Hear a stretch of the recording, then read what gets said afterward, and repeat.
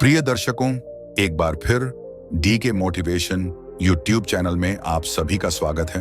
बूढ़ी चिड़िया ने बताया, इन 3 जगहों पर कभी अपने माता पिता का अपमान नहीं करना, वरना नरक से बदतर जिंदगी भोगनी पड़ती है। दर्शक बंधु, ये कथा आपके जीवन में एक ऐसी सीख है जिससे आप कभी संकट में नहीं आएंगे। प्रिय दर्शकों, माता पिता हमारे जीवन के आधार होते हैं। उनकी सेवा और सम्मान करना हमारा धर्म और कर्तव्य है।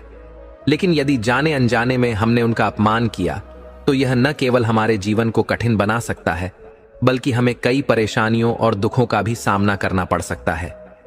आज हम आपको बताएंगे उन 3 विशेष स्थानों के बारे में जहां माता पिता का अपमान करना सबसे बड़ा पाप माना जाता है।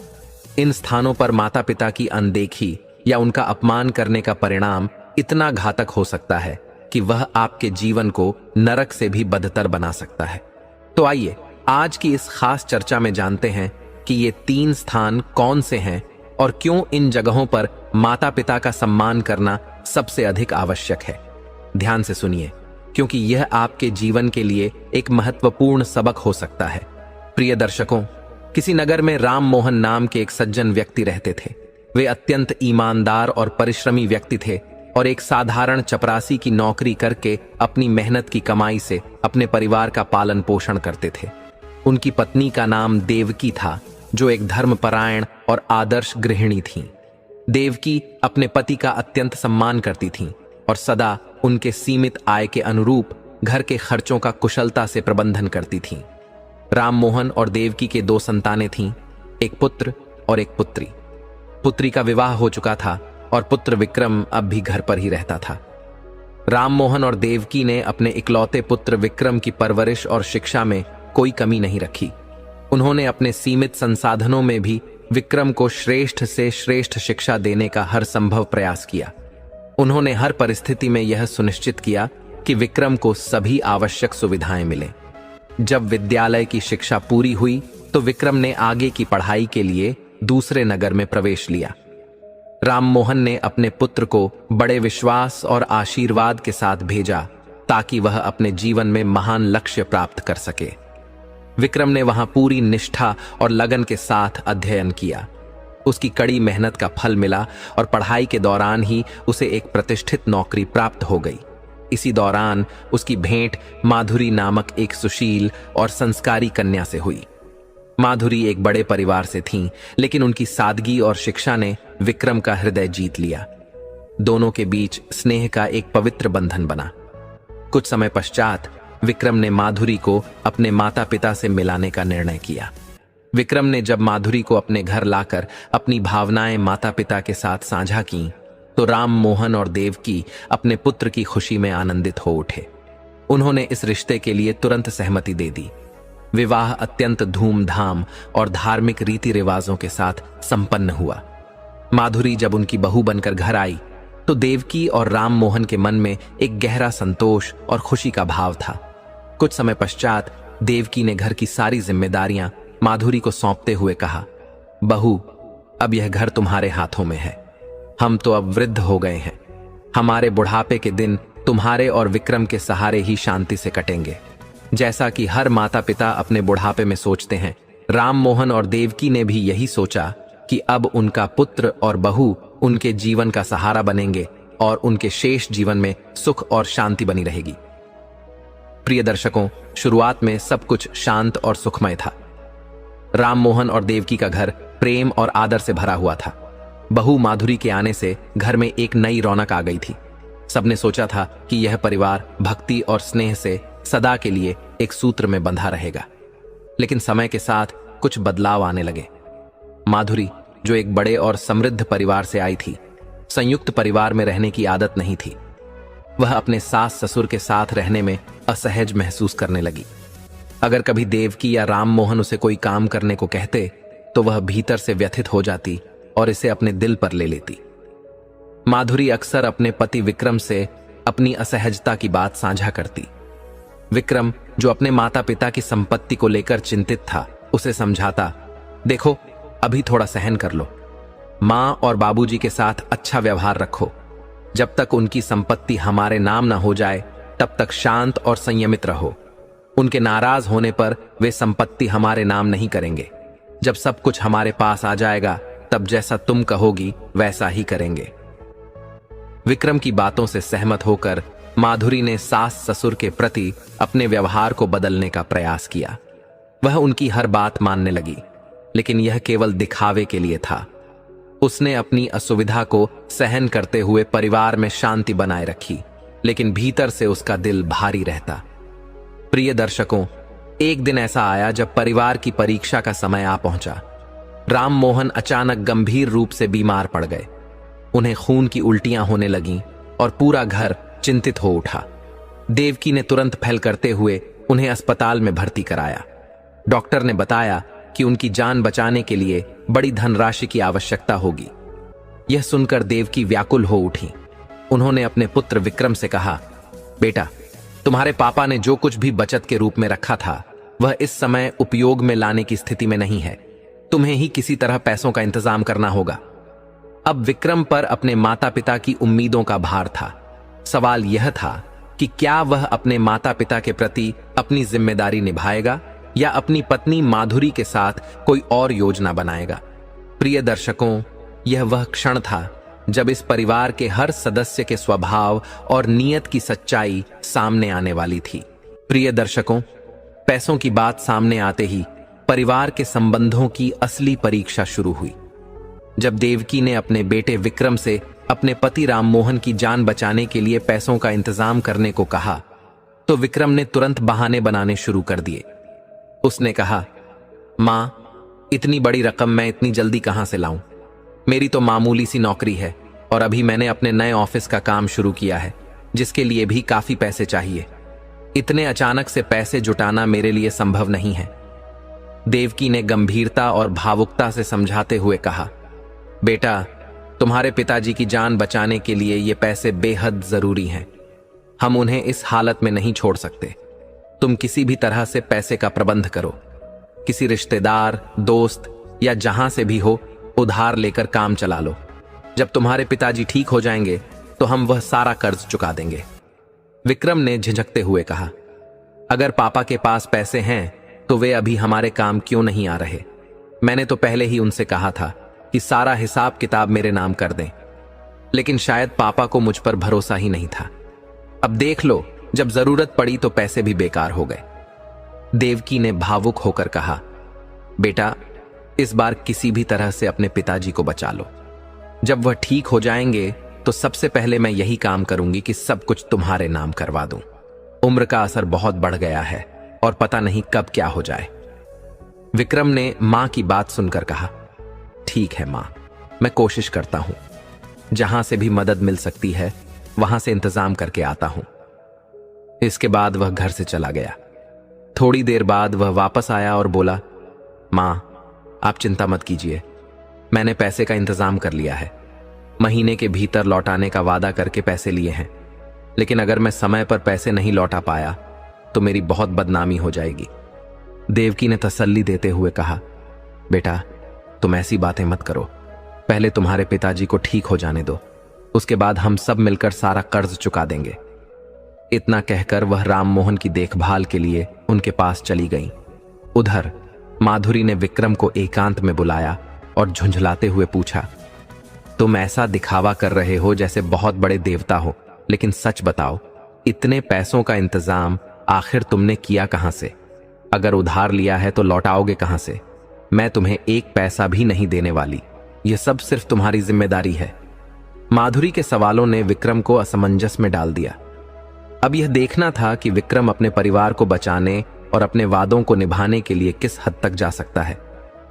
प्रिय दर्शकों, विक्रम ने माधुरी को समझाते हुए कहा, प्रिय, मैंने किसी से उधार नहीं लिया है। असल में ये मेरे ही पैसे हैं और कुछ बड़ा हासिल करने के लिए ऐसे छोटे मोटे खर्चे करने ही पड़ते हैं। जब मैं पापा के इलाज में ये पैसे लगाऊंगा तो मां इसे उधार के पैसे समझकर जल्दी से जल्दी चुकाने की कोशिश करेंगी। इसी प्रक्रिया में माधुरी ने विक्रम की योजना समझ ली और सहमति जता दी। विक्रम का उद्देश्य था कि किसी तरह पिताजी राम मोहन जी की संपत्ति और खाते उनके नाम हो जाएं। ऐसा होने पर विक्रम और माधुरी न केवल अपने खर्चे पूरे कर सकते थे, बल्कि राम मोहन जी की पूरी संपत्ति भी उनके अधिकार में आ जाती। विक्रम को विश्वास था कि जल्द ही वह अपने ऑफिस का मालिक बन जाएगा और उनका जीवन पूरी तरह बदल जाएगा। इस बीच राम मोहन जी का अस्पताल में कई दिनों तक इलाज चलता रहा। उनकी तबीयत में थोड़ा सुधार आने पर देवकी जी ने उन्हें डिस्चार्ज करवाकर घर ले आईं। देवकी को यह विश्वास था कि उनका बेटा विक्रम पिता के इलाज के लिए बड़ी मेहनत और त्याग से कर्ज लाया है। एक दिन चिंतित मन से देवकी ने राम मोहन जी से कहा, देखिए, आपके इलाज में जो पैसे खर्च हुए हैं वह सब बेटा कर्ज लेकर लाया है। अब उस पर बड़ा बोझ हो गया है। मेरा तो यह मानना है कि क्यों ना हम आपके नाम की सारी संपत्ति बेटे के नाम कर दें, ताकि यह कर्ज जल्दी चुका दिया जाए। इससे हमारी भी मदद हो जाएगी और बेटे की इज्जत भी बनी रहेगी। राम मोहन जी ने यह बात गंभीरता से सुनी। उन्होंने शांत स्वर में जवाब दिया, देवकी, जरा सोचो, जो कुछ हमारे पास है वह हमारे बुढ़ापे का सहारा है। अगर हम अभी ही सब कुछ उसे दे देंगे तो बाद में हमारे पास क्या बचेगा? और फिर जो भी मेरा है वह आखिरकार हमारे बेटे विक्रम का ही तो है। आज नहीं तो कल उसे सब मिल ही जाना है, लेकिन अभी सब कुछ उसके नाम कर देना ठीक नहीं होगा। देवकी ने अपने पति को समझाने की कोशिश की। तुम नहीं समझ रहे, हमारा बेटा इस समय मुश्किल में है। उसने तुम्हारे इलाज के लिए कर्ज लिया है और अगर हम उसकी मदद नहीं करेंगे तो उसकी साख पर असर पड़ेगा। हमें यह भी ध्यान रखना होगा कि भविष्य में जब हमें किसी परेशानी का सामना करना पड़े तो वही हमें संभालेगा। यह बातचीत केवल संपत्ति की नहीं थी, बल्कि उस विश्वास और सुरक्षा की थी जिसे माता पिता अपनी संतान में खोजते हैं। परंतु सवाल यह था कि क्या विक्रम और माधुरी उनके भरोसे पर खरे उतरेंगे? प्रिय दर्शकों, देवकी के बार बार समझाने और आग्रह करने के बाद राम मोहन जी ने आखिरकार अपनी सारी संपत्ति विक्रम के नाम कर दी। लेकिन संपत्ति बेटे के नाम होते ही, जैसा कि अक्सर देखा जाता है, विक्रम और माधुरी का व्यवहार तेजी से बदल गया। अगली सुबह जब देवकी ने माधुरी से कहा, बहू रानी, अपने पिताजी के लिए थोड़ा दलिया बना दो, तो माधुरी ने तपाक से जवाब दिया, 1 मिनट रुको मम्मी जी, मैं अभी कागज और कलम लेकर आती हूं। फिर आप पूरी लिस्ट बनाकर दे दीजिए कि आपको आज क्या क्या चाहिए। प्रिय दर्शकों, माधुरी ने यह बात तीखे स्वर में और तंग कसते हुए कह दी थी। देवकी हक्की बक्की रह गईं और थोड़ा असमंजस में पड़ते हुए पूछने लगीं, बहू, ये तुम क्या कह रही हो? मुझे तो कुछ समझ में नहीं आ रहा है। माधुरी ने बिना किसी झिझक और विनम्रता के जवाब दिया, अरे बुढ़िया, कभी दिमाग का इस्तेमाल भी कर लिया करो। क्या आपको लगता है कि यह घर कोई होटल है और मैं यहाँ की वेटर हूं? जो भी आप कहेंगी मैं वही बनाकर देती रहूंगी। अगर पापा जी को दलिया चाहिए तो खुद अपने हाथों से बनाकर क्यों नहीं खिला देती? हर छोटी छोटी बात के लिए मुझे बुलाना क्या जरूरी है? इतना कहने के बाद माधुरी झल्लाते हुए अपने कमरे में चली गई, मानो उसने कोई बहुत बड़ी बात कह दी हो। प्रिय दर्शकों, देवकी ने गहरे अपमान और दुख के बावजूद अपने आप को संभाला। उन्होंने अपने पति राम मोहन से कहा, लगता है बहू दिन भर के काम से बहुत थक गई होगी, इसीलिए वह इतनी चिड़चिड़ी हो रही है। लेकिन आप चिंता मत करें, जैसे ही उसका गुस्सा शांत होगा वह जरूर हमारे पास आकर माफी मांगेगी। चलिए, आज मैं ही आपके लिए अपने हाथों से दलिया बना देती हूं। इसके बाद देवकी धीरे धीरे रसोई में गईं और अपने पति के लिए दलिया तैयार करने लगी। जब वह राम मोहन को दलिया खिला रही थीं, तो उनके चेहरे पर एक मजबूर मुस्कान थी। वह मुस्कान उनकी भीतर की पीड़ा को छिपाने का प्रयास मात्र थी। प्रिय दर्शकों, देवकी को यह पूरी तरह एहसास हो चुका था कि माधुरी ने ऐसा क्यों कहा, लेकिन वह नहीं चाहती थी कि उनके पति को यह महसूस हो कि बहू और बेटे का बदला हुआ व्यवहार उन्हें अंदर से कितना आहत कर रहा है। उनका मन उन्हें हर हाल में घर का माहौल शांत बनाए रखने की सीख दे रहा था, भले ही इसके लिए उन्हें अपने आत्मसम्मान को क्यों न त्यागना पड़े। अगले दिन सुबह देवकी ने अपने पति राम मोहन से प्रेम भरे लहजे में पूछा, अजी, आज आपके लिए क्या बनाऊं जो आपको पसंद आए और आप खुशी खुशी खा सकें? राम मोहन हल्के से मुस्कुराते हुए बोले, तुम क्यों परेशान हो रही हो? अरे बहू है ना, वह सब संभाल लेगी। देवकी ने नरमी से जवाब दिया, जी, बहू सुबह से ही बहुत सारे कामों में व्यस्त रहती है। मैंने सोचा उसे बार बार परेशान करना ठीक नहीं। इतना काम तो मैं भी कर ही सकती हूं। प्रिय दर्शकों, राममोहन यह भली भांति समझ रहे थे कि देवकी जो कुछ भी कर रही हैं वह बहू माधुरी की कल की कड़वी बातों के कारण है। लेकिन उन्होंने इस बात को अनदेखा करते हुए देवकी से कहा, प्रिय, तुम जो कुछ भी बनाओगी मैं खुशी से खा लूंगा, तुम अपना मन छोटा मत करो। इसके बाद देवकी जी रसोई की ओर बढ़ी। जब उन्होंने रसोई में कदम रखा तो जो दृश्य उन्होंने देखा वह देखकर वह ठिठक गईं। उनके चेहरे पर आश्चर्य और निराशा के भाव साफ झलकने लगे। उन्होंने देखा कि रसोई के दरवाजे पर ताला लगा हुआ था। हैरान होकर वह सोचने लगी, अरे ये क्या हो गया, आज तक तो रसोई में कभी ताला नहीं लगा। पूजा घर और रसोई तो हमारे घर की आत्मा है, ये बदलाव क्यों? समझने की कोशिश करते हुए उन्होंने अपनी बहू माधुरी को आवाज लगाई। थोड़ी देर बाद माधुरी ने अपने कमरे से चिल्लाते हुए जवाब दिया, अरे मम्मी जी, इतनी जोर जोर से क्यों चिल्ला रही हो, क्या हो गया? देवकी ने शांत स्वर में कहा, बहू, मैं देख रही हूं कि रसोई पर ताला लगा हुआ है। ऐसा तो पहले कभी नहीं हुआ। पूजा घर और रसोई हमारे घर का पवित्र स्थान है, उन पर ताला लगाना अच्छा नहीं लगता। आखिर यह क्या हो गया है? माधुरी ने बिना किसी झिझक और ताने भरे लहजे में कहा, हाँ मम्मी जी, अब ताला लगाना जरूरी हो गया है। इस घर में अब 2 भूखे जानवर रह रहे हैं जिन्हें हर समय भूख लगी रहती है। आप दोनों हर वक्त मुंह उठाकर रसोई में घुस जाते हो। यह घर कोई मंदिर का भंडारा नहीं है जहां दिन में 5-5 बार खाना बनाया और खिलाया जाए। इसलिए मैंने रसोई में ताला लगवा दिया है। जब खाना चाहिए होगा तो मुझे बता देना, मैं देख लूंगी। प्रिय दर्शकों, माधुरी की इस कड़वी बात ने देवकी के दिल को अंदर ही अंदर तोड़ दिया। लेकिन उन्होंने कुछ नहीं कहा और चुपचाप लौटकर अपने पति राममोहन के पास चली गईं। उन्होंने इस घटना का जिक्र अपने पति से नहीं किया क्योंकि वह नहीं चाहती थीं कि उनके पति को और ज्यादा दुख हो। देवकी ने अपने आंसुओं को छिपाते हुए घर का माहौल शांत बनाए रखने की कोशिश की, लेकिन उनके अंदर की पीड़ा अब और गहरी होती जा रही थी। कुछ समय बाद देवकी ने गहरी पीड़ा और शांत स्वर में माधुरी से कहा, बहू, क्या अब हम तुम्हारी नजर में जानवर बन गए हैं? क्या तुम हमें इस नजर से देखती हो? माधुरी ने बेधड़क और तीखे स्वर में जवाब दिया, और नहीं तो क्या मम्मी जी, मैं आपकी और पापा जी की कभी खत्म न होने वाली भूख से तंग आ चुकी हूं। इसलिए अब से मैं तय करूंगी कि आप लोगों को कब खाना मिलेगा और क्या खाना होगा। आपके खाने पीने का हिसाब अब मैं रखूंगी। प्रिय दर्शकों, देवकी के धैर्य का बांध आखिरकार टूटने लगा। अपनी बहू माधुरी के कटु शब्द सुनकर वह गुस्से से कांपते हुए कहने लगी, तेरी यह हिम्मत कैसे हुई हमें जानवर कहने की और हमारे खाने पीने पर पहरा बिठाने की?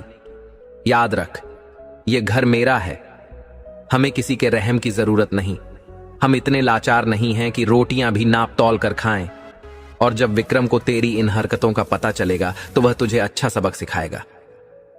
माधुरी ने सास की बातों पर हंसते हुए और भी बेरुखी से जवाब दिया, हां, आप मुझे अपने बेटे की धमकी मत दीजिए।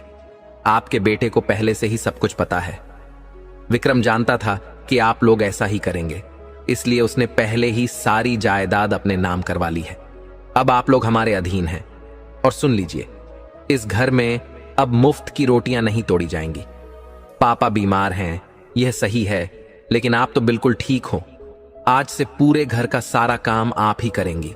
अगर ऐसा नहीं किया तो हमें आपको और पापा जी को इस घर से बाहर निकालने में एक पल भी नहीं लगेगा। प्रिय दर्शकों, देवकी का दिल यह सब सुनकर टुकड़ों में बंट गया। वह गहरे अपमान और असहायता के भाव से भर गईं। उनकी आंखों में आंसुओं का सैलाब था, लेकिन उन्होंने अपनी पीड़ा को छुपाने की कोशिश की और चुपचाप अपने कमरे में चली गईं। उनके चेहरे पर गहरे अपमान और असहायता के निशान साफ झलक रहे थे। जब देवकी कमरे में पहुंची तो राममोहन ने उनकी आंसुओं से भीगी आंखें देखकर तुरंत समझ लिया कि कुछ भयानक हुआ है। उन्होंने एक लंबी सांस लेते हुए कहा, देवकी, यही वह वजह थी कि मैं अपनी जायदाद विक्रम के नाम नहीं करना चाहता था। मुझे पहले से ही इस दिन का डर था। देखो, जिन पर हमने भरोसा किया वही आज हमें इस तरह का व्यवहार दिखा रहे हैं। शायद यह हमारी ही गलती थी कि हमने उनसे इतनी उम्मीदें रखीं। प्रिय दर्शकों, देवकी के पास अपने पति की इस बात का कोई जवाब नहीं था। वह खुद को दोषी मानते हुए चुपचाप बैठ गई, लेकिन उनके अंदर का दर्द अब इतना गहरा हो चुका था कि उसे सहन करना मुश्किल हो गया था। घर की शांत दीवारें अब उनके रोष और पीड़ा की गवाह बन चुकी थीं। राम मोहन ने एक बार फिर गहरी सांस लेते हुए अपनी पीड़ा व्यक्त की और कहा, देवकी, मुझे पहले से ही अंदेशा था कि जैसे ही हमारी मुट्ठी खाली होगी, ये लोग हमें लात मारने में देर नहीं करेंगे। मैंने तो सिर्फ तुम्हारे कहने पर ही अपनी पूरी संपत्ति उनके नाम कर दी थी, लेकिन यह कभी नहीं सोचा था कि ये लोग इतने नीचे गिर जाएंगे। अब अगर इस घर में रहना चाहती हो तो चुपचाप सारा काम खुद संभाल लो, वरना ये नए मालिक हमें एक पल में घर से बाहर फेंक देंगे। प्रिय दर्शकों, देवकी जी ने अपने पति की बात सुनते हुए कहा, आप चिंता मत कीजिए। आज रात जब बेटा घर आएगा तो मैं उससे सब कुछ साफ साफ कह दूंगी। मुझे पूरा विश्वास है कि वह हमारी बात सुनेगा और अपने व्यवहार पर जरूर विचार करेगा। रात हुई और विक्रम घर लौटा। देवकी जी ने बातचीत का मौका देखा और उसे बुलाकर प्यार से बैठाया। उन्होंने दिन भर की सारी घटना विस्तार से बतानी शुरू की। आंखों में आंसुओं के साथ उन्होंने कहा, बेटा, क्या हम इस घर के लिए बोझ बन गए हैं? क्या तेरी बहू के लिए हम जानवर हैं? उसने हमें आज जानवर कहने में जरा भी संकोच नहीं किया। आज तक कभी रसोई पर ताला नहीं लगा था, लेकिन आज उसने रसोई पर ताला लगा दिया। ये सब क्यों बेटा? क्या हम तेरे मां पिता नहीं रहे या फिर अब इस घर के गुलाम बन गए हैं? प्रिय दर्शकों, देवकी जी को उम्मीद थी कि उनका बेटा उनकी बात सुनकर नाराज होगा और अपनी पत्नी को डांटेगा, लेकिन हुआ इसके उलट। विक्रम ने बिना किसी झिझक के कहा, मां, अब बस करो। आप लोग किस पुराने जमाने में जी रहे हो? आज के दौर में ना बाप बड़ा है ना भाई बड़ा, सबसे बड़ा है रुपया। आपको क्या लगता है कि मैं और मेरी पत्नी जिंदगी भर आपकी सेवा करते रहेंगे? इस घर में जो चल रहा है वैसा ही चलता रहेगा। और सुन लो, अगर आज के बाद मेरी पत्नी के बारे में कुछ गलत कहा तो इसका अंजाम अच्छा नहीं होगा। प्रिय दर्शकों, बेटे की इन कठोर बातों को सुनकर देवकी जी का दिल जैसे टूट कर बिखर गया। जिस बेटे को उन्होंने पाल पोस कर बड़ा किया, वही आज इस तरह का व्यवहार कर रहा था। देवकी जी की आंखों से आंसुओं की धार बह रही थी, लेकिन उनकी जुबान से एक शब्द भी नहीं निकल पाया। वे गहरे दुख और असहायता में अपने पति के पास जाकर बैठ गईं। राम मोहन ने पत्नी को रोते हुए देखा, लेकिन वह भी कुछ कह पाने की स्थिति में नहीं थे। देवकी जी की उम्मीद का दीपक जो अब तक जल रहा था, बुझ चुका था। उन्हें यकीन हो गया था कि अब अपने बेटे से कोई उम्मीद रखना व्यर्थ है। प्रिय दर्शकों, समय के साथ बहू माधुरी और बेटे विक्रम का व्यवहार दिन प्रतिदिन बद से बदतर होता चला गया। पहले तो माधुरी ने रसोई पर ताला लगाना शुरू किया, लेकिन अब उसने भोजन भी सीमित कर दिया। धीरे धीरे हालात इस हद तक पहुंच गए कि वह सास ससुर को बासी रोटी और खराब खाना देने लगी। राम मोहन, जो पहले से ही बीमार थे, बासी खाना खा खा कर और भी कमजोर होते चले गए। उधर देवकी जी को पूरे घर का काम अकेले करना पड़ता था। दिन भर की थकान के बावजूद उन्हें भरपेट और ताजा खाना नसीब नहीं होता था। इसका असर उनके स्वास्थ्य पर साफ दिखने लगा। कमजोरी और थकावट के कारण उन्हें अक्सर चक्कर आ जाते थे और कभी कभी बेहोशी तक छा जाती थी। एक दिन देवकी जी घर के काम से थक कर सो गईं। राममोहन जानते थे कि उनकी पत्नी पर घर का सारा बोझ आ गया है और ऊपर से उन्हें ठीक से खाना भी नहीं मिलता। राममोहन ने अपनी बहू माधुरी को बुलाकर कहा, बहू, आज रात का खाना मेरे लिए मत बनाना, उसके बदले अपनी सास का पेट भर देना। वह बहुत कमजोर हो गई है। मैं तो किसी तरह यह रात बिता लूंगा, लेकिन वह अब और कमजोरी सहन नहीं कर पाएगी।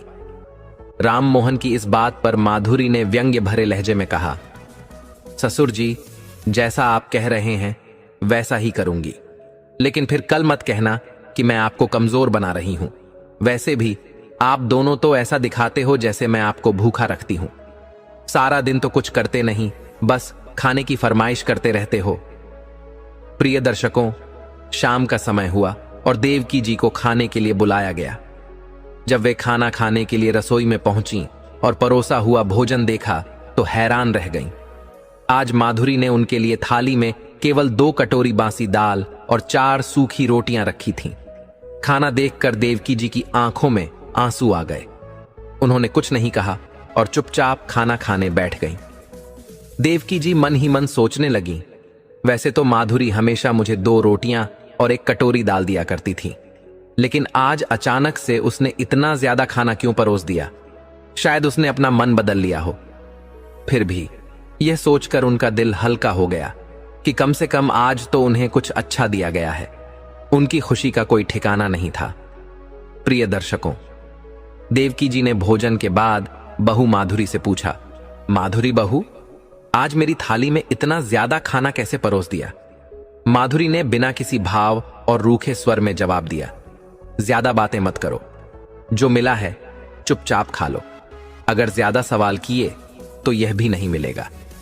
प्रिय दर्शकों, उस दिन देवकी जी ने तसल्ली से भोजन किया, लेकिन उन्हें यह कहां मालूम था कि उन्होंने उस दिन सिर्फ अपनी थाली का खाना नहीं, बल्कि अपने पति राममोहन का हिस्सा भी खा लिया था। भोजन के बाद देवकी जी सोने चली गईं, लेकिन इस घटना का असर उनके दिल और मन पर गहरा था। वह चाहती थीं कि इस बारे में अपने पति से बात करें। जब वह रात में उनके कमरे में गईं, तो देखा कि राममोहन गहरी नींद में सो रहे थे। उन्होंने सोचा कि रात में उन्हें जगाना ठीक नहीं होगा और सुबह का इंतजार करने लगीं। रात बेचैनी में बीतने के बाद सुबह होते ही देवकी जी अपने पति के कमरे में गईं, लेकिन जैसे ही उन्होंने राममोहन को देखा, उनके पैरों तले जमीन खिसक गई। राममोहन चारपाई से नीचे गिरे हुए थे और उनके मुंह से खून बह रहा था। यह देखकर देवकी जी घबरा गईं। उन्होंने तुरंत अपने बेटे विक्रम को बुलाया और पूरी ताकत से अपने पति को उठाया। विक्रम ने राममोहन को सरकारी अस्पताल में भर्ती कराया। डॉक्टर ने कहा, अगर जल्दी खून की व्यवस्था नहीं की गई तो उनका बचना मुश्किल होगा। डॉक्टर के शब्दों ने देवकी जी को पूरी तरह से तोड़ दिया, लेकिन प्रिय दर्शकों, देवकी जी ने हार मानने के बजाय कुछ करने का निश्चय किया। उन्होंने तय किया कि वह अपने बेटे विक्रम से मदद मांगने के लिए उसके दफ्तर जाएंगी। वह दफ्तर के बाहर खड़ी होकर अपने बेटे का इंतजार करने लगी। उनकी आंखें दरवाजे पर टिकी थीं, जैसे उम्मीद और आंसुओं का पूरा सागर उनके भीतर उमड़ रहा हो। प्रिय दर्शकों, देवकी जी बेसब्री से सोच रही थीं, क्या मेरा बेटा इस बार मेरी मदद करेगा या हमेशा की तरह सब कुछ नजरअंदाज कर देगा? काफी समय बीत गया, लेकिन विक्रम बाहर नहीं आया। देवकी जी वहीं बैठी रहीं और उनके घुटनों में तेज दर्द होने लगा। वह खड़ी होकर थोड़ा आराम करने का प्रयास कर रही थीं। तभी पास से गुजरते एक चपरासी की नजर उन पर पड़ी। चपरासी ने देवकी जी की हालत देखकर दया दिखाई और उन्हें बैठने के लिए एक कुर्सी दे दी। देवकी जी ने आभार स्वरूप उसका धन्यवाद किया और उसे दिल से आशीर्वाद दिया। प्रिय दर्शकों, थोड़ी देर बाद देवकी जी ने देखा कि एक शानदार गाड़ी दफ्तर के पास आकर रुकी। गाड़ी से विक्रम बाहर निकलते हुए दिखाई दिया। जैसे ही वह कार से नीचे उतरा, देवकी जी भावनाओं से अभिभूत होकर बेतहाशा दौड़ी और अपने बेटे के गले लग गईं।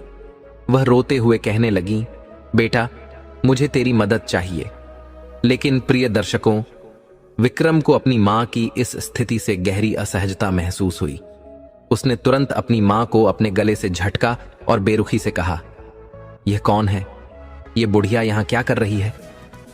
वहां खड़े चपरासी ने विनम्रता से कहा, सर, ये बहुत देर से आपका इंतजार कर रही हैं। जब से आई हैं तब से यही बैठी हैं और रो रही हैं। विक्रम को यह सुनकर गुस्सा आ गया। वह बुरी तरह चिल्लाते हुए बोला, तुम्हारा दिमाग खराब हो गया है क्या? किसी को भी यहां बैठा लेते हो? यह मेरा दफ्तर है, भिखारियों का नहीं। इसे कुछ पैसे दे दो और यहां से बाहर भेजो। ऐसे लोग बेशर्मी से हाथ फैलाए यहां आते हैं। प्रिय दर्शकों, अपने बेटे के इन अपमानजनक शब्दों को सुनकर देवकी जी का दिल जैसे चीरकर टुकड़े टुकड़े हो गया। उनकी आंखों में आंसू थे और दिल में गहरी टीस। उन्होंने दर्द में कांपते हुए कहा, बिल्कुल बेटा, तुम ठीक कह रहे हो। मैं एक भिखारी ही हूं। आज मुझे अपने पति के प्राण बचाने के लिए भीख मांगनी पड़ी है। अगर तुम्हारे पास हो तो मुझे कुछ दे दो। डॉक्टर ने कहा है कि तुम्हारे पिता को खून चढ़ाना जरूरी है। वे इस वक्त अस्पताल में जिंदगी और मौत के बीच झूल रहे हैं। देवकी जी की आवाज में इतनी करुणा थी कि एक पल के लिए विक्रम का गुस्सा शांत पड़ गया, लेकिन उसकी बेरुखी फिर भी साफ नजर आ रही थी। प्रिय दर्शकों, यह पूरी स्थिति देवकी जी को एक गहरे भावनात्मक तूफान में डाल चुकी थी। वह खड़ी थीं, अपनी उम्मीदों और आंसुओं के साथ अपने बेटे से मदद की गुहार लगाते हुए। लेकिन विक्रम की बेरुखी ने उनकी उम्मीदों को और चोट पहुंचाई। आखिरकार देवकी जी अपनी सारी उम्मीदें छोड़कर विक्रम के पैरों में गिर पड़ी और गिड़गिड़ाते हुए कहने लगीं, बेटा, मैं तुझसे विनती करती हूं, तुम्हारे पिता के लिए खून दे दो ताकि वे ठीक हो सकें। लेकिन विक्रम का चेहरा सख्त हो गया। उसने अपनी मां को अपने हाथ से खींचते हुए एक ओर ले जाते हुए बेहद बेरुखी से कहा, सुनो बुढ़िया, न तो मेरे पास इतना वक्त है और न ही इस बुढ़े को खून देने के लिए एक कतरा भी है। प्रिय दर्शकों, देवकी जी का दिल जैसे टूटकर बिखर गया। वह अपनी झोली फैलाकर विक्रम के सामने रोने लगी और बोली, बेटा, इस समय तुम मेरी एकमात्र उम्मीद हो। मैं तुम्हारे लिए अपना शरीर का एक एक कतरा बहाकर तुम्हारा कर्ज चुका दूंगी। अगर तुम्हारे थोड़े से खून देने से तुम्हारे पापा की जान बच सकती है तो उन्हें बचा लो। प्रिय दर्शकों, विक्रम का गुस्सा और भी बढ़ गया। वह चिल्लाते हुए अपनी मां से कहने लगा, क्या भिखारी हो तुम? तुमसे कुछ भी नहीं हो सकता। तू तो मेरे पीछे ही पड़ गई है। फिर गुस्से में आकर उसने अपनी मां की ओर 10-10 के नोटों की एक गड्डी फेंक दी और बोला, इतना ही है मेरे पास, इससे ज्यादा नहीं है। इतना कहकर उसने हाथ झटका और बिना कुछ और कहे वहां से चला गया। प्रिय दर्शकों, वहां दफ्तर का एक कर्मचारी जो यह सब देख रहा था, देवकी जी की दयनीय हालत पर बेहद दुखी हुआ। उसकी आंखों में आंसू थे। वह देवकी जी की मदद करने के लिए आगे बढ़ा। उसने उन्हें सहारा देकर उठाया, पानी पिलाया और धीरे से पूछा, मां जी, क्या विक्रम सच में आपका बेटा है? देवकी जी की आंखों में दर्द और भावनाओं का तूफान था, लेकिन उन्होंने अपनी पूरी कहानी उस कर्मचारी को सुनाई। बूढ़ी मां की बातें सुनकर उसका दिल भी द्रवित हो गया। उसने देवकी जी का हाथ थामकर उन्हें धीरज देते हुए कहा, अम्मा जी, आप चिंता मत करिए, सब कुछ ठीक हो जाएगा। मैं आपके लिए हूं। मुझे बताइए, मैं क्या कर सकता हूं? अगर बाबूजी को खून की जरूरत है तो मैं अपना खून देने के लिए तैयार हूं। प्रिय दर्शकों, उस व्यक्ति के शब्दों ने देवकी जी के दिल में एक उम्मीद की किरण जगा दी। उन्हें लगा कि शायद अब उनकी तकलीफों का अंत हो और उनके पति की जान बचाने का कोई रास्ता निकले। कुछ देर बाद विक्रम अपनी मीटिंग समाप्त करके बाहर आया। जैसे ही उसने अपनी मां को वहीं बैठे देखा, उसका गुस्सा और भी भड़क गया। उसका चेहरा गुस्से से लाल हो गया। वह अपनी मां का हाथ पकड़कर उन्हें घसीटते हुए वहां से ले जाने लगा। विक्रम के मन में यह विचार आया कि इस बुढ़िया को यहां से हटा दूं, वरना अगर मीटिंग से बाहर आने वाले लोग इसे देख लेंगे और उसने कुछ बोल दिया तो मेरी इज्जत मिट्टी में मिल जाएगी। इन वीआईपी लोगों के सामने मुझे बहुत शर्मिंदगी उठानी पड़ेगी। गुस्से में विक्रम देवकी जी को झंझोड़ते हुए ऑफिस से बाहर निकालने की कोशिश कर रहा था। तभी पीछे से गार्ड आया और उसने विक्रम के मुंह पर जोरदार थप्पड़ जड़ दिया। प्रिय दर्शकों, यह थप्पड़ इतना जोरदार था कि पूरे ऑफिस के कर्मचारियों की निगाहें बाहर आ गईं। वे सब विक्रम को अपनी मां के साथ इस तरह दुर्व्यवहार करते देख चुप नहीं रह सके।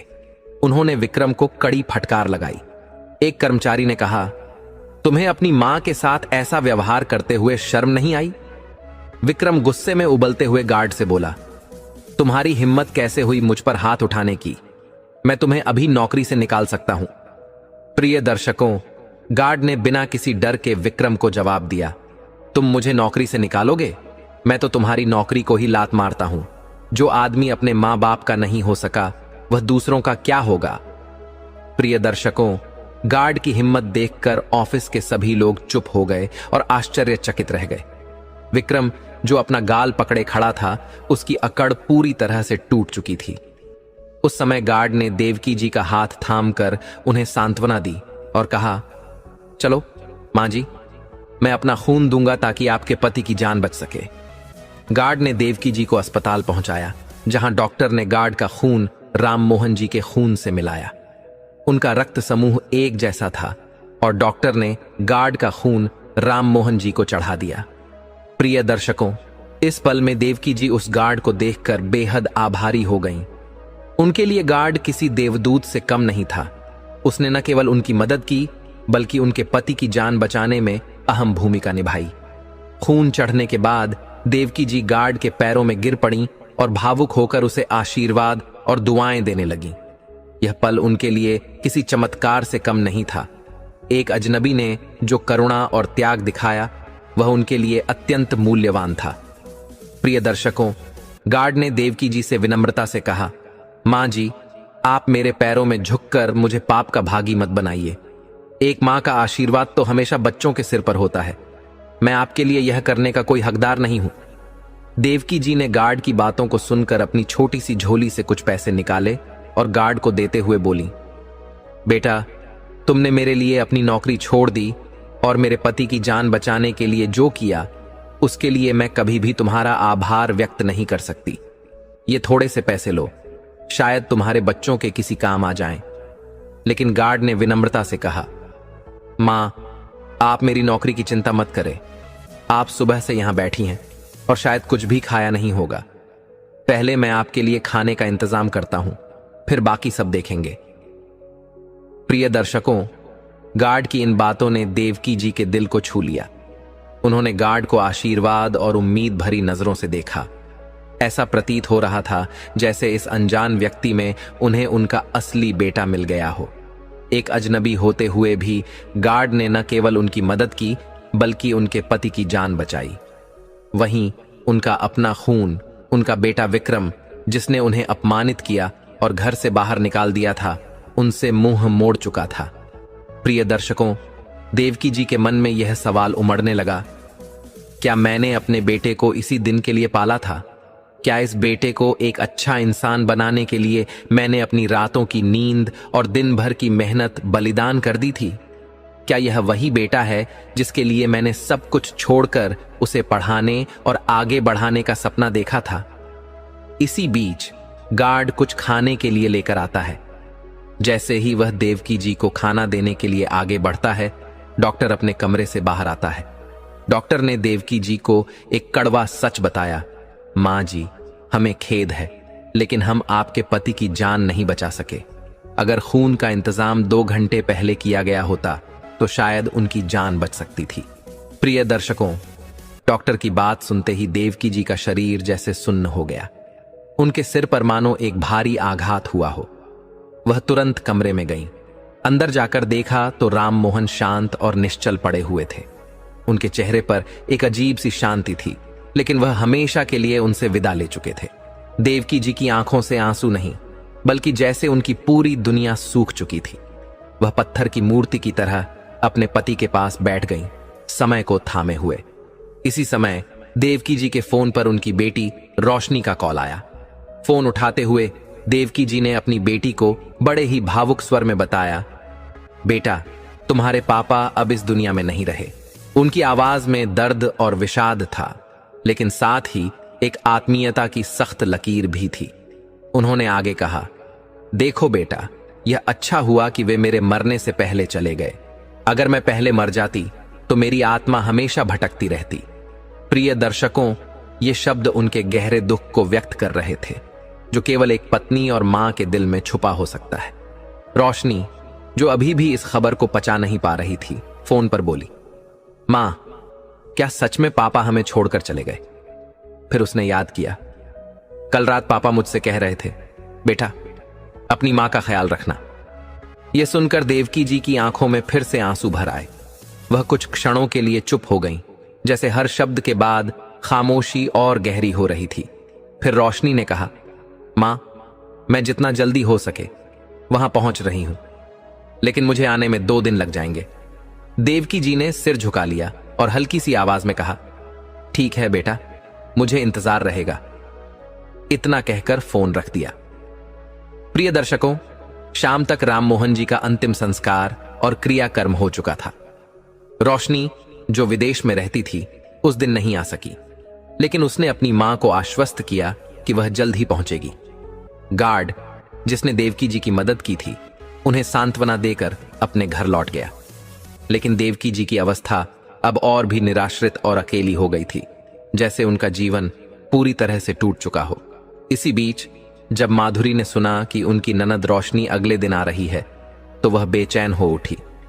उसने अपने पति विक्रम से कहा, पता नहीं, जब रोशनी को सब कुछ पता चलेगा तो क्या करेगी?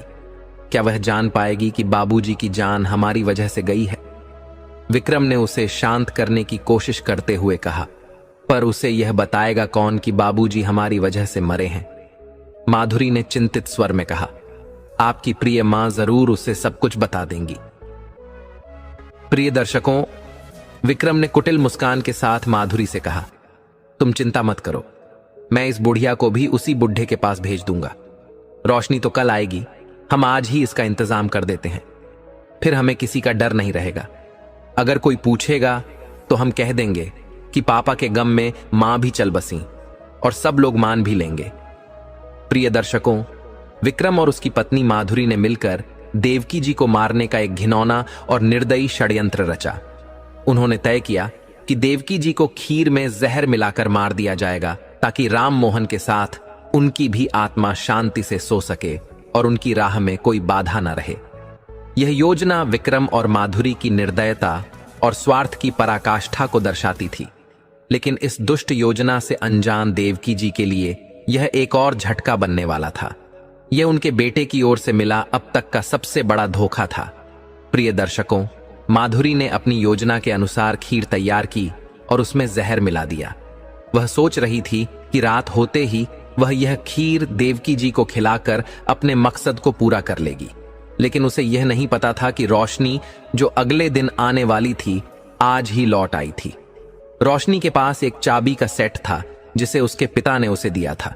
उन्होंने कहा था, अगर हम कभी न रहें तो तुम इस चाबी का इस्तेमाल करके घर में आ सकती हो।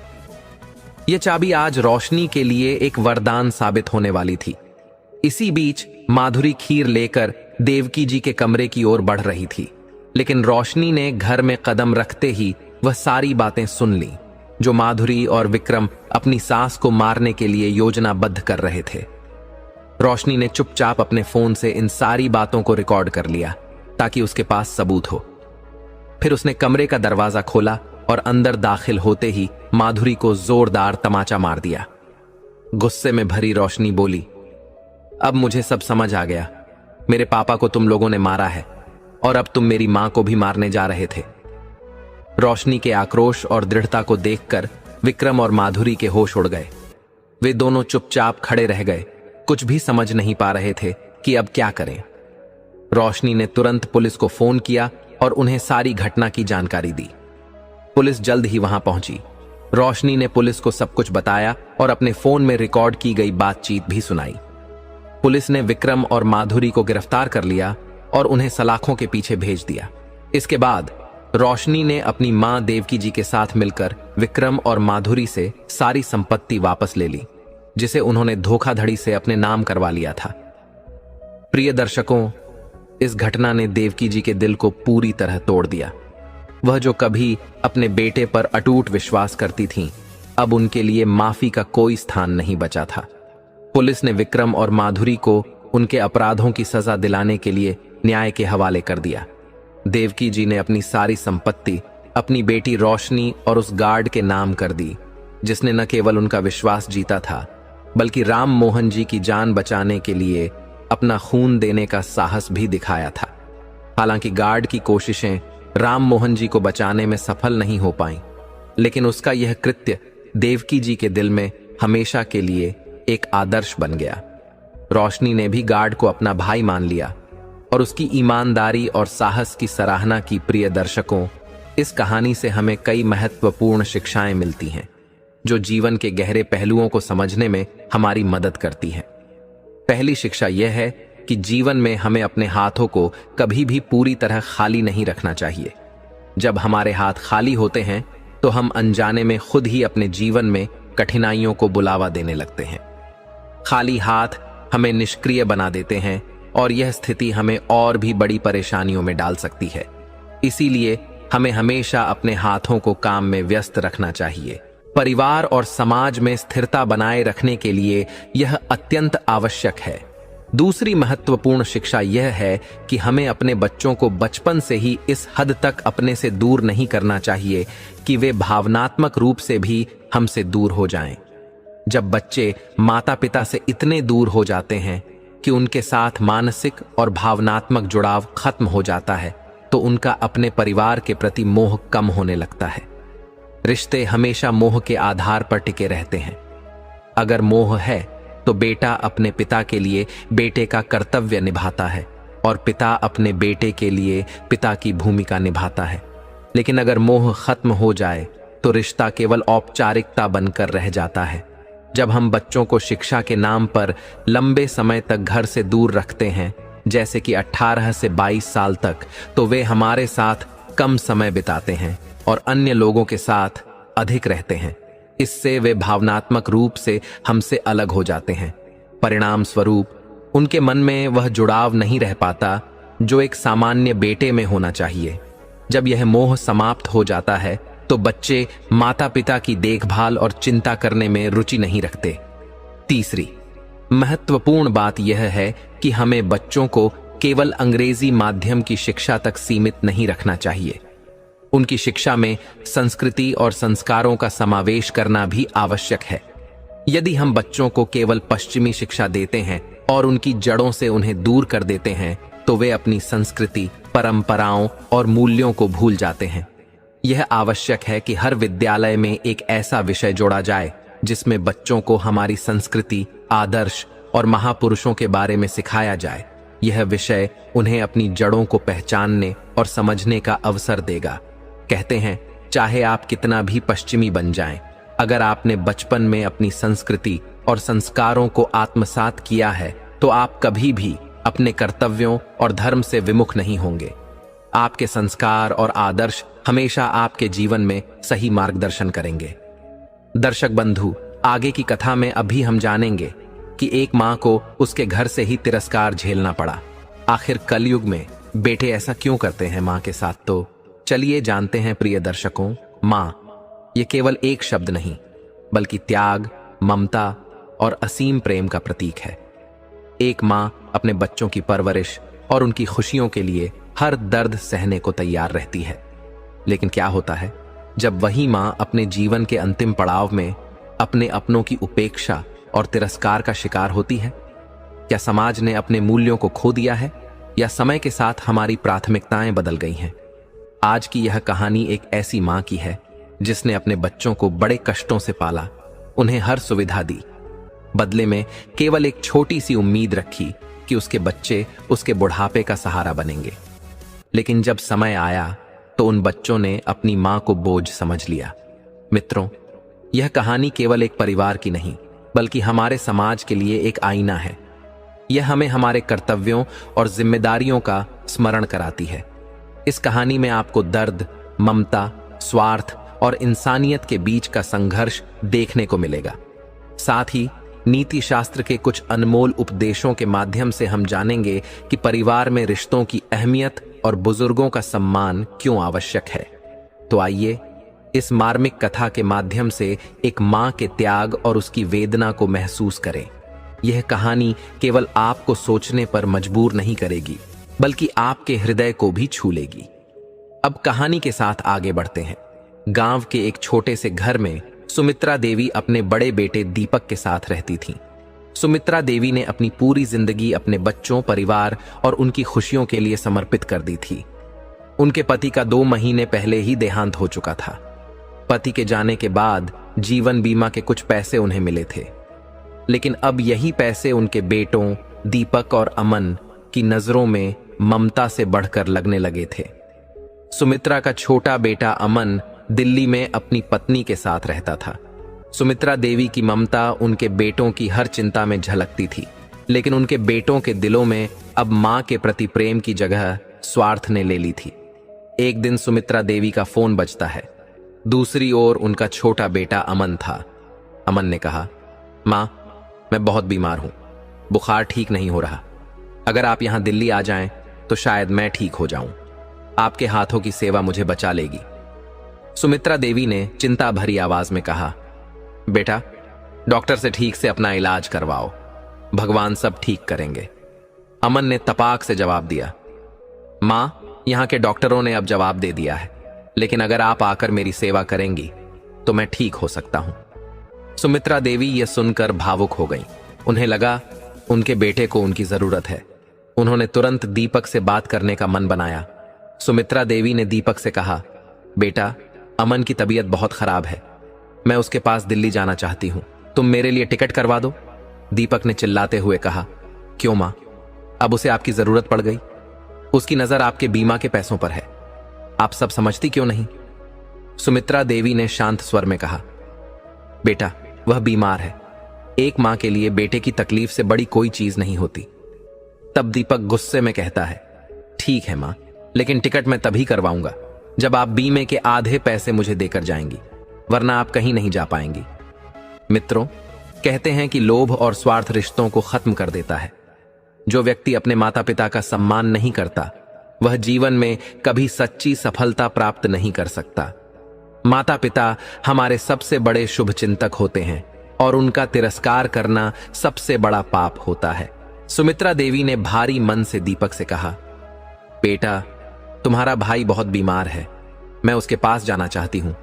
वह कह रहा है कि अगर मैं उसके पास रहूंगी तो वह जल्दी ठीक हो जाएगा।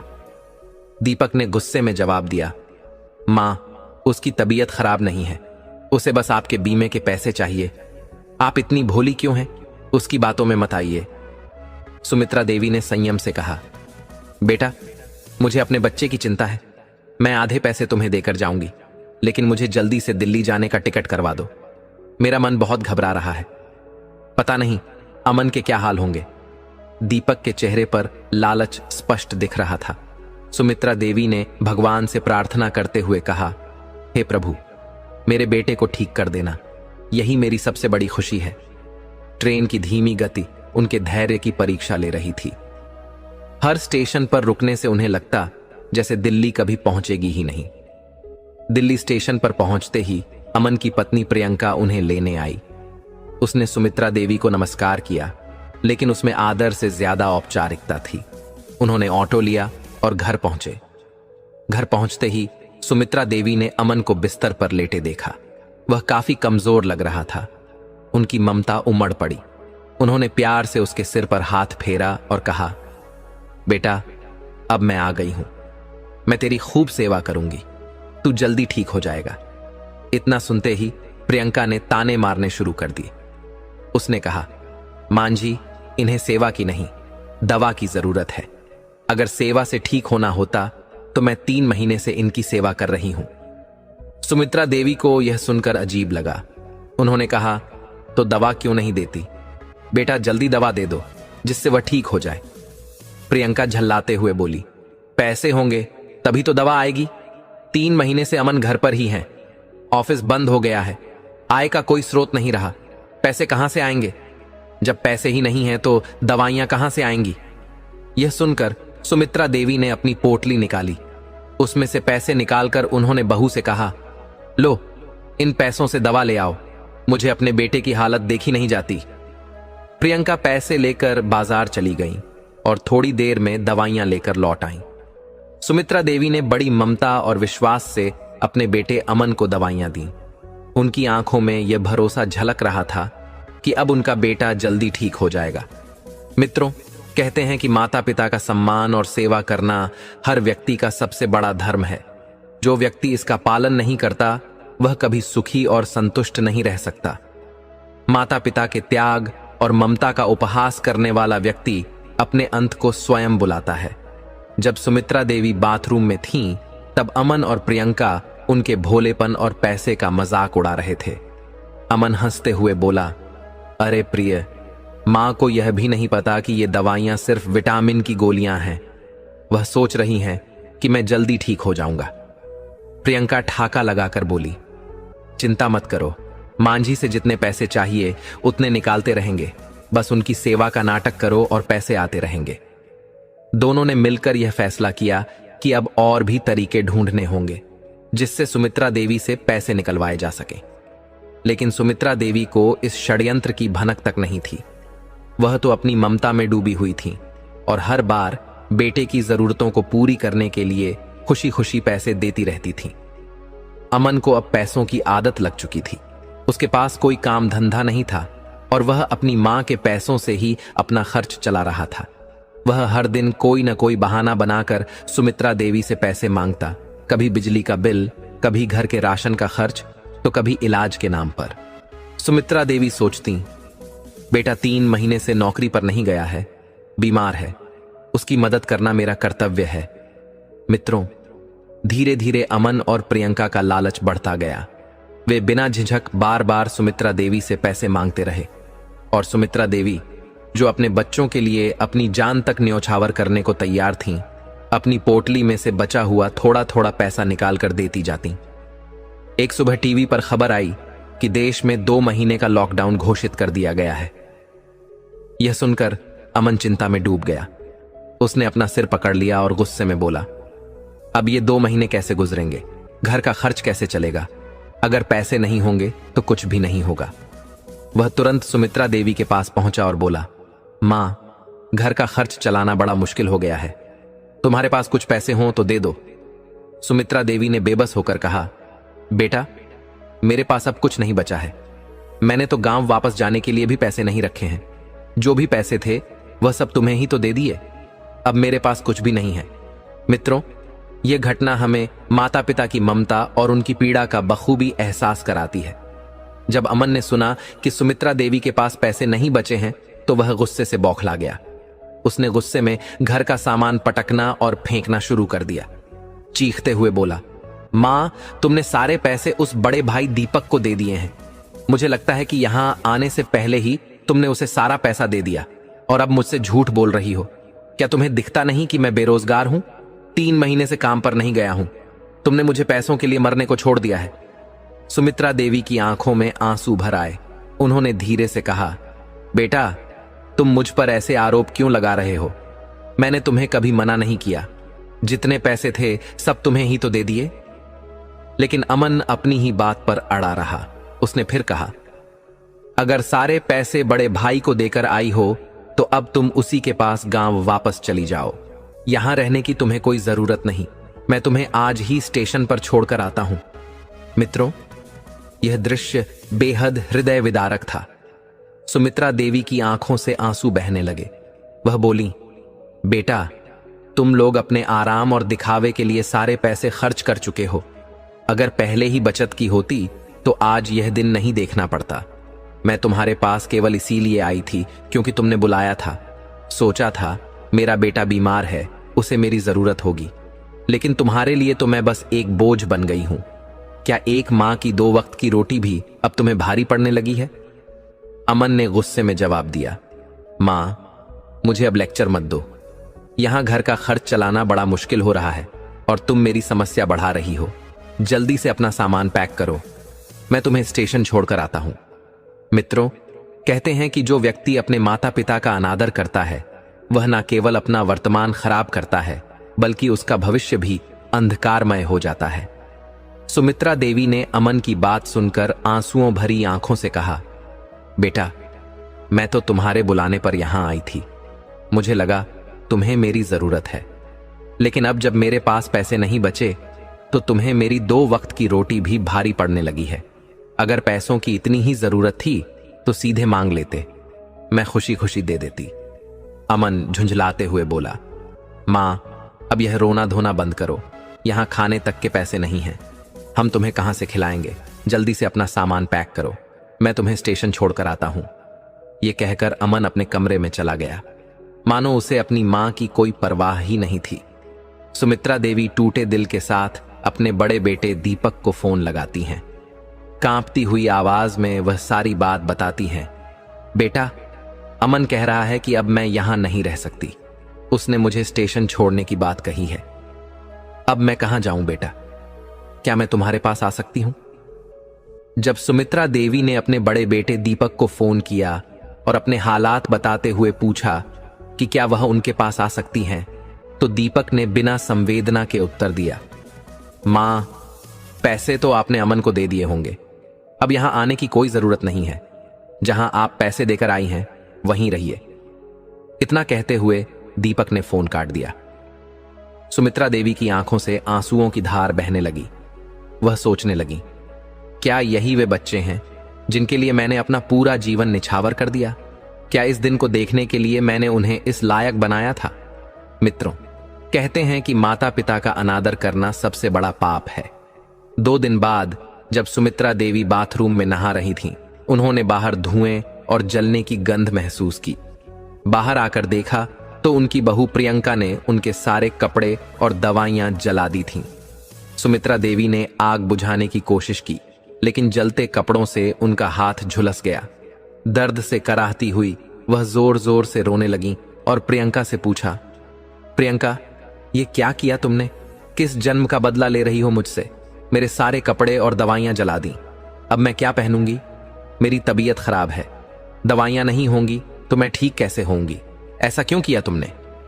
प्रियंका ने तिरस्कार भरे स्वर में जवाब दिया, आप घर छोड़ने को तैयार नहीं थीं, इसलिए गुस्से में मैंने यह सब जला दिया। जब जाना है तो जल्दी जाओ, यहां रहकर क्यों खर्च बढ़ा रही हो? सुमित्रा देवी रोते हुए बोली, प्रियंका, अब तुम ही सोचो, मैं कहां जाऊं? बड़े बेटे ने भी मुझे घर आने से मना कर दिया है। ऐसे में मैं कहां जाऊंगी? क्या करूंगी? क्या खाऊंगी? प्रियंका ने कठोरता से कहा, यह आपकी समस्या है, मेरी नहीं। हम आपको यहां और नहीं रख सकते। अब जाइए यहां से, जहां जाना है वहां जाकर रहिए। प्रियंका ने गुस्से में सुमित्रा देवी को उनके जले हुए कपड़े पहनने पर मजबूर किया और उन्हें घर से बाहर निकाल दिया। मित्रों, ठंड की रात में सुमित्रा देवी गेट के बाहर खड़ी रहीं। तेज बुखार ने उन्हें जकड़ लिया, लेकिन किसी ने उनकी सुध नहीं ली। सुबह उनकी नींद अमन की आवाज से टूटी। वह जमीन पर लेटी हुई थी। अमन बाहर आकर बोला, मां, मैंने आपके लिए टैक्सी बुलाई है, जाइए और जहां मन हो वहां रहिए। रेलवे स्टेशन पर भीख मांगकर खा लेना, हमारे पास तुम्हें खिलाने के लिए अब और पैसे नहीं हैं। सुमित्रा देवी अपनी कमजोर आंखों से अपने बेटे को देखती रहीं। उनके आंसुओं में दर्द और निराशा का सागर बह रहा था। उन्होंने कुछ नहीं कहा। टैक्सी आई और अमन ने उन्हें स्टेशन छोड़ दिया। स्टेशन पर पहुंचने के बाद सुमित्रा देवी को पता चला कि लॉकडाउन के कारण सभी ट्रेनें रद्द हो चुकी हैं। अब उनके पास कोई रास्ता नहीं बचा था। वह स्टेशन के एक कोने में बैठ गईं और सोचने लगीं, क्या भगवान ने मुझे यही दिन दिखाने के लिए जीवित रखा है? क्यों ना उन्होंने मुझे पहले ही अपने पास बुला लिया होता।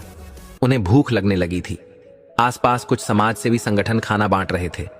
उन्होंने सुमित्रा देवी को भी भोजन दिया। भूख और दर्द से पीड़ित सुमित्रा देवी ने जल्दी जल्दी खाना खत्म किया और दूसरी बार भोजन मांगा, जो उन्हें रात के लिए दे दिया गया। मित्रों, कहते हैं कि जो माता पिता को कष्ट देता है वह अपने ही हाथों से अपने भविष्य को अंधकार में डालता है। माता पिता हमारे जीवन में भगवान के समान होते हैं। उनका अपमान करना स्वयं अपने जीवन को बर्बाद करने के समान है। रेलवे स्टेशन के एक कोने में सुमित्रा देवी अकेली बैठी थीं। उनकी आंखों में आंसू और चेहरे पर गहरी उदासी थी। वह सोच रही थीं, क्या यही दिन देखने के लिए मैंने अपने बच्चों को पाला था? क्या इस दुनिया में अब मेरे लिए कोई जगह नहीं बची? तभी स्टेशन पर कुछ न्यूज रिपोर्टर आए, जो लॉकडाउन के दौरान लोगों के हालात पर रिपोर्टिंग कर रहे थे। उनकी नजर सुमित्रा देवी पर पड़ी। रिपोर्टर का हृदय व्यथित हो गया।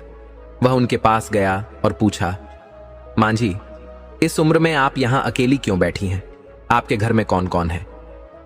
सुमित्रा देवी ने थकी हुई आवाज में कहा, बेटा, मैं भी यही सोच रही हूं कि मेरा घर कौन सा है। वैसे तो मेरे 2 बेटे हैं।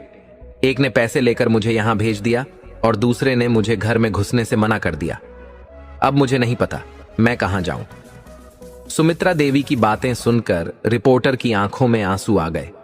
उसने कहा, मां जी, आप चिंता मत कीजिए, मैं आपको पास के ही एक वृद्धाश्रम में ले चलता हूं। वहां आपको खाना और रहने की जगह मिल जाएगी। जब तक आपके बेटों को उनके कर्मों का एहसास नहीं होता, तब तक आप वहां आराम से रह सकती हैं। सुमित्रा देवी ने शांत स्वर में कहा, बेटा, मैं अपने बच्चों को सजा नहीं दिलवाना चाहती। उनके कर्मों की सजा भगवान खुद उन्हें देगा। लेकिन मैं अब उनके घर, उस नरक में वापस नहीं जाऊंगी। मैं इसी वृद्धाश्रम में रह लूंगी। रिपोर्टर ने उन्हें सांत्वना दी और उन्हें वृद्धाश्रम में छोड़कर आ गया। मित्रों, 2 दिन बाद वृद्धाश्रम के एक कर्मचारी ने सुमित्रा देवी से कहा, मां जी, आपसे कोई मिलने आया है। वह आपका परिवार वाला है। उसका नाम अजय है। सुमित्रा देवी चौंक गई। उन्होंने सोचते हुए कहा, मैं तो किसी अजय को नहीं जानती, फिर मुझसे मिलने कौन आया होगा? थोड़ी देर बाद एक 35 वर्षीय युवक उनके पास आया। सुमित्रा देवी ने हैरानी से पूछा, बेटा, तुम कौन हो? मैंने तुम्हें पहले कभी नहीं देखा। अजय ने मुस्कुराते हुए कहा, मांझी, मैंने आपका इंटरव्यू टीवी पर देखा था। मैं और मेरी पत्नी अनाथ हैं। हमें कभी मां का प्यार नहीं मिला, लेकिन अब मैं समझता हूं कि मां का होना कितना बड़ा सुख है। इसलिए आज से आप मेरी मां हैं। सुमित्रा देवी की आंखों से आंसुओं की धारा बहने लगी। वह बोली, बेटा, तुम तो मुझे जानते भी नहीं, फिर भी मुझे अपनी मां बता रहे हो, जबकि मेरे अपने बेटे मुझे घर से निकाल चुके हैं। अजय ने श्रद्धा से कहा, मांझी, आप तो भगवान का रूप हैं। मेरे परिवार को आपकी जरूरत है। मेरे बच्चों को दादी का प्यार मिलेगा और हमें आपके आशीर्वाद का सहारा। चलिए, अब आप हमारे साथ चलिए। अजय ने पीछे मुड़कर इशारा किया। उसकी पत्नी और बच्चे दरवाजे पर खड़े मुस्कुरा रहे थे। सुमित्रा देवी ने सोचा, एक तरफ मेरे अपने बेटे हैं जिन्होंने मुझे अकेला छोड़ दिया, और दूसरी तरफ यह अजनबी है जो मुझे अपना बना रहे हैं। भगवान ने मेरे लिए एक नया परिवार भेजा है। उन्होंने वृद्धाश्रम के कर्मचारियों को धन्यवाद दिया और अजय के साथ चलने को तैयार हो गई। वह अपने नए परिवार के साथ एक नई शुरुआत के लिए निकल पड़ी। अजय के घर पहुंचने के बाद सुमित्रा देवी ने अपना पिछला दर्द भुलाने की कोशिश की। अजय और उसकी पत्नी ने उनका खूब ख्याल रखा। उनके बच्चे उन्हें दादी कहकर बुलाते थे। सुमित्रा देवी को महसूस हुआ कि भगवान ने उनके लिए बेहतर रास्ता चुना है। मित्रों, कहते हैं कि जो व्यक्ति अपने माता पिता का अनादर करता है वह जीवन में कभी सुखी नहीं रहता। इस तरह सुमित्रा देवी ने अपने नए परिवार के साथ खुशी खुशी जीवन बिताना शुरू कर दिया। उनके पुराने बेटे यह नहीं समझ सके कि उन्होंने अपनी मां को खोकर क्या गंवा दिया। आगे चलकर हम यह भी जानेंगे कि कौन से 3 स्थानों पर अपने माता पिता का अपमान नहीं करना चाहिए। 1. घर के भीतर। घर वह जगह है जहां परिवार के हर सदस्य को प्यार, सम्मान और शांति का अनुभव करना चाहिए। अगर आप अपने माता पिता का अपमान अपने घर में करते हैं तो इसका सीधा असर घर की सुख शांति और समृद्धि पर पड़ता है। ऐसी स्थिति में घर की ऊर्जा नकारात्मक हो जाती है और परिणाम स्वरूप परिवार में क्लेश और असंतोष का माहौल बन जाता है। 2. धार्मिक या पवित्र स्थान पर। मंदिर, मस्जिद, गुरुद्वारा या किसी भी धार्मिक स्थान पर माता पिता का अपमान करना सबसे बड़ा अधर्म है। ये स्थान पवित्रता और आध्यात्मिकता का प्रतीक होते हैं। यहां माता पिता का अनादर करने से न केवल समाज में आपकी छवि खराब होती है, बल्कि यह आपको पाप का भागी भी बना देता है। ऐसी जगहों पर अपमान भगवान के क्रोध को आमंत्रित कर सकता है। 3. समाज या सार्वजनिक स्थान पर। समाज में माता पिता का अपमान करना न केवल उन्हें शर्मिंदा करता है, बल्कि आपके चरित्र पर भी गहरा सवाल उठाता है। सार्वजनिक स्थान पर माता पिता का अनादर आपको समाज में इज्जत और विश्वास खोने पर मजबूर कर सकता है। साथ ही इसका परिणाम आपके रिश्तों और सामाजिक जीवन पर भी नकारात्मक प्रभाव डालता है। इन 3 स्थानों पर माता पिता का अपमान न करें, क्योंकि इसका परिणाम न केवल आपके व्यक्तिगत जीवन पर, बल्कि आपके पूरे परिवार और सामाजिक छवि पर भी बुरा असर डाल सकता है। माता पिता का सम्मान करना हमारा धर्म और जीवन का सबसे बड़ा कर्तव्य है। प्रिय दर्शकों, हमारी यह कहानी यहीं समाप्त होती है। हम आशा करते हैं कि यह कहानी आपको प्रेरणा देगी और आपके जीवन में सकारात्मक बदलाव लाएगी। अगली बार हम फिर किसी नई ज्ञान चर्चा के साथ मिलेंगे। तब तक के लिए नमस्कार।